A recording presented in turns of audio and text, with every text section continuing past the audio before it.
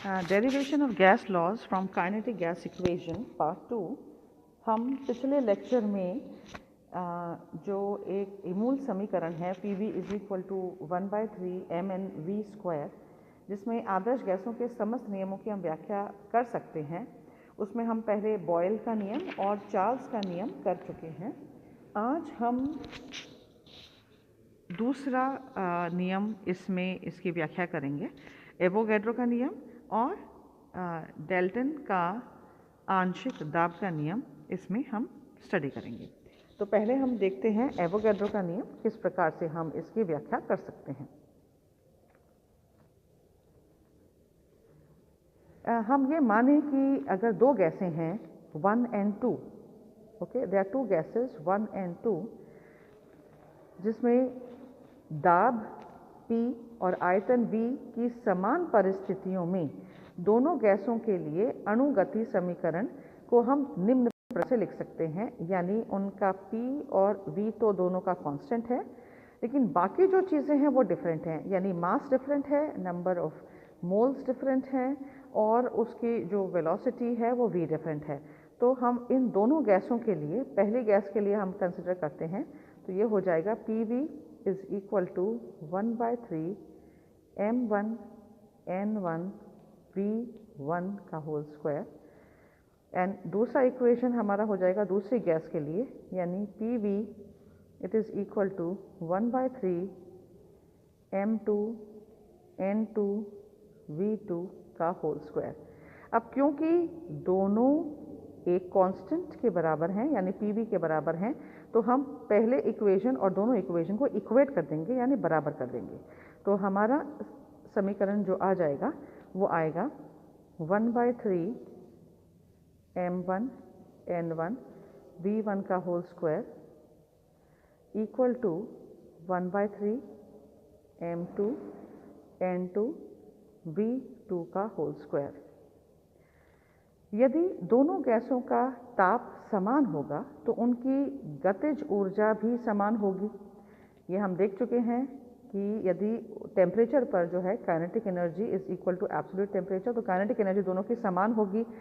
तो ये वाला तो हम मान लेते हैं, this is the third equation, जो दोनों समान हैं। और दूसरा इक्वेशन हमारा आ जाएगा, क्योंकि दोनों गैसों का जब ताप समान होगा तो गतिज ऊर्जा समान होने की वजह से वैल्यू आएगी 1/2 m1 v1 का होल स्क्वायर। हाफ mv² होता है काइनेटिक एनर्जी यानी गतिज ऊर्जा।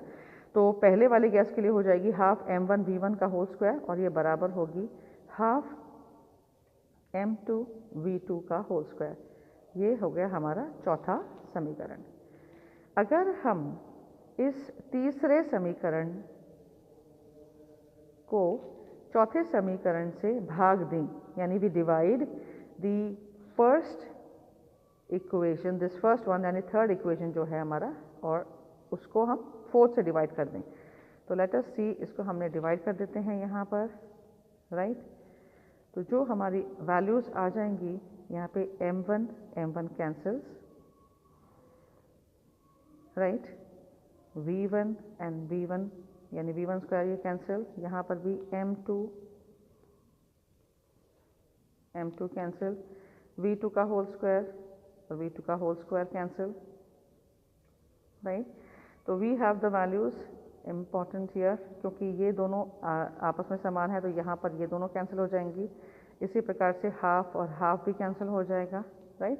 एवरीथिंग इज कैंसिल्ड, और लेकिन क्या बचेगा, नंबर ऑफ मोल्स, यानी इसके अनुसार हम कह सकते हैं n1 it is equal to n2। This is Avogadro's law, अथवा हम ये कह सकते हैं ताप, दाब और आयतन की समान परिस्थितियों में समस्त गैसों में विद्यमान अणुओं की संख्या समान होती है, और यही एवोगैड्रो का नियम है।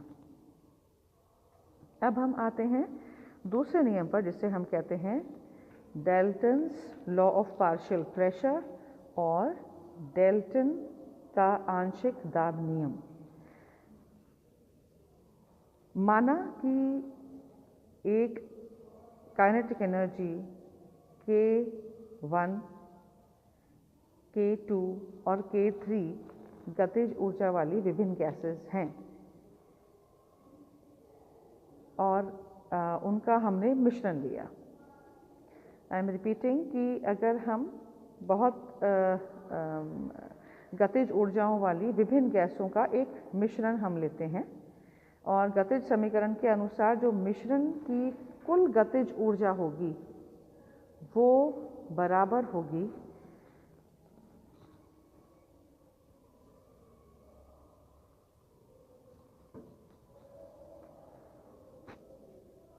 हाफ mv², यानी ये टोटल जो मिश्रण की गतिज ऊर्जा है वो किसके बराबर होगी, हाफ m1v1 का whole square plus half m2v2 का होल स्क्वायर। यानी अलग अलग प्रकार की जो गैसेस हैं उनका मिश्रण हमने लिया है। आगे इसी तरीके से हाफ m3v3 का whole square plus and so on, and this is how we can have the total amount of this, right? अगर हम इसमें नंबर ऑफ मोल्स भी ऐड कर दें तो हमें जो समीकरण मिलेगा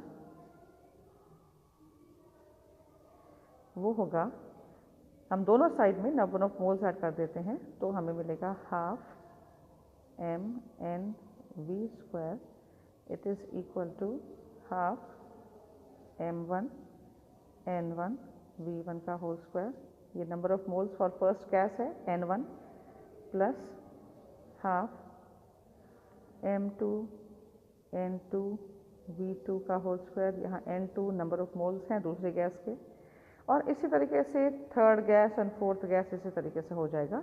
तो अणुगति समीकरण से हम देख सकते हैं कि हम जानते हैं कि PV it is equal to 1/3 mnv² होता है। और अगर हम इसी समीकरण को 2 से भी मल्टीप्लाई करें और 2 से डिवाइड कर दें, राइट, तो हमें जो समीकरण मिलेगा वो हाफ mnv² इंटू 1/3 आ जाएगा। यानी ये टर्म और ये टर्म हम पहले ले लें तो ये आ जाएगा 2/3, बाकी जो आएगा वो यही आ जाएगा आपका mnv² which is equal to PV के बराबर होगा। So what we will get PV it is equal to 2/3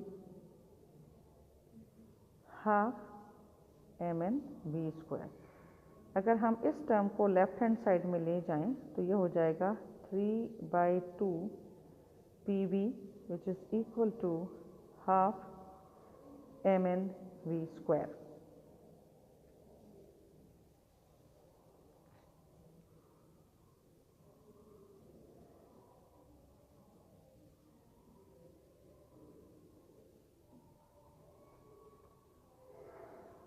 right, now this is for the total gas. अब हम क्योंकि अलग अलग गैसेस का मिश्रण हमने लिया हुआ है तो इस समीकरण के अनुसार हम ये भी लिख सकते हैं कि इट इज़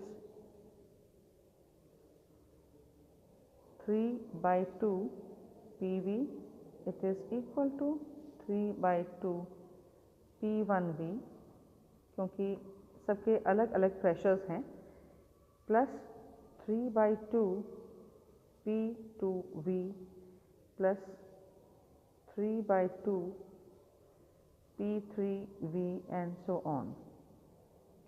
चूँकि समस्त गैसें एक ही पात्र में हैं अतः सबके लिए V का मान समान होगा।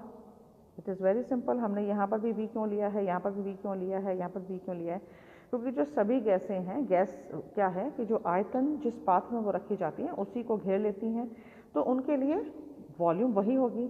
तो जो प्रेशर होगा, pressure will be equal to P1 plus P2 plus P3 and so on.